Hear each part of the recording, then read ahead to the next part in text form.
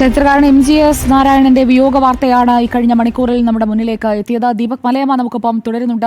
ദീപക് മലയമ്മ, നമ്മൾ നേരത്തെ സംസാരിച്ചു വന്നതിന്റെ തുടർച്ചയിലേക്ക് വന്നു കഴിഞ്ഞാൽ, ഉണ്ടായിരുന്ന ഒന്നിനെയും തള്ളിക്കളയാതെ എല്ലാത്തിനും തെളിവ് തേടി പ്രമാണങ്ങളുടെ പിൻബലമില്ലാതെ ഒരു വരി പോലും എഴുതാതെ ചരിത്രം എന്നാൽ അത് വസ്തുതാന്വേഷണമാണ് എന്ന പാഠം വരും തലമുറകൾക്ക് കൂടി മുന്നോട്ട് വെച്ചുകൊണ്ടല്ലേ അദ്ദേഹം ഇപ്പോൾ നമ്മെ വിട്ട് പോകുന്നത്. കെട്ടുകഥകളിൽ നിന്ന് ചരിത്രത്തെ മോചിപ്പിച്ച് ഭൂതകാലത്തിന്റെ കഥകളല്ല, ചരിത്രമാണ് നമ്മൾ പഠിക്കേണ്ടതെന്ന് മനസ്സിലാക്കി തരുന്നതിനായി ആ പ്രമാണങ്ങൾ പരിശോധിക്കാൻ വട്ടെഴുത്തും കോലെഴുത്തും ഒക്കെ പഠിച്ച ഒരു ചരിത്രകാരൻ, അങ്ങനെ ഒരു ചരിത്രകാരൻ നമുക്ക് എം.ജി.എസ്. അല്ലാതെ മറ്റൊരാൾ ചൂണ്ടിക്കാട്ടാൻ കഴിയുമോ ഇന്നത്തെ ഈ കാലത്ത്? ദീപക്.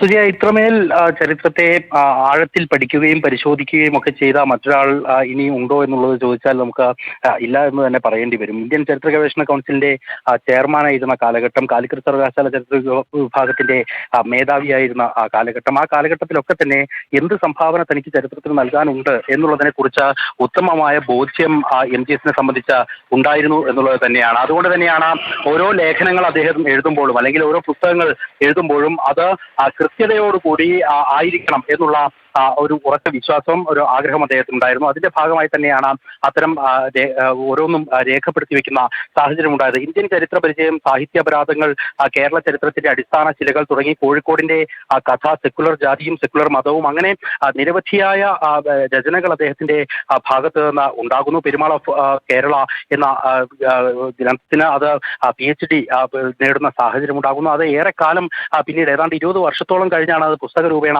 അച്ചടിച്ചു വരുന്നത്. ആ കാലഘട്ടത്തിലൊക്കെ തന്നെ നവീകരണത്തിന് ഓരോ സമയത്തും അദ്ദേഹം നൽകിയിരിക്കുന്ന പ്രാധാന്യം എന്ന് പറയുന്നത് തന്നെയാണ് അദ്ദേഹത്തിനെ അത്രമേൽ കണ്ട് ശ്രദ്ധേയനാക്കിയിട്ടുള്ളത് എന്നുള്ളതാണ്.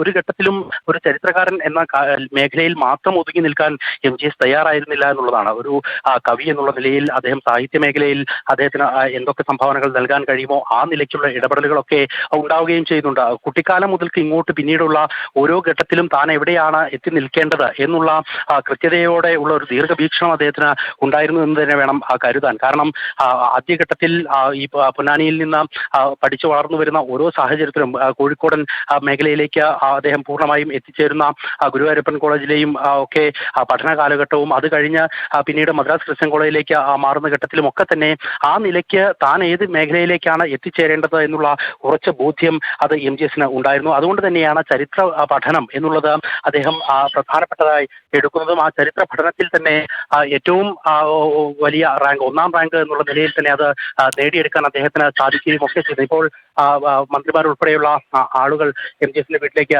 എത്തുന്നു എന്നുള്ളതാണ് നമ്മൾ മനസ്സിലാക്കുന്നത്. മന്ത്രി A.K. ശശീന്ദ്രൻ ഉൾപ്പെടെയുള്ള ആളുകൾ അദ്ദേഹത്തിന്റെ വസതിയിലേക്ക് എത്തുകയാണ്. അല്പം മുൻപ് ഇവിടെ VM സുധീരൻ ഉൾപ്പെടെയുള്ള കോൺഗ്രസ് നേതാക്കളടക്കം. ദീപക്, നമുക്ക് അവിടെ നിന്നുള്ള ദൃശ്യങ്ങളും വിവരങ്ങളും ഒക്കെ പ്രേക്ഷകരിലേക്ക് എത്തിച്ചുകൊണ്ടേയിരിക്കാം.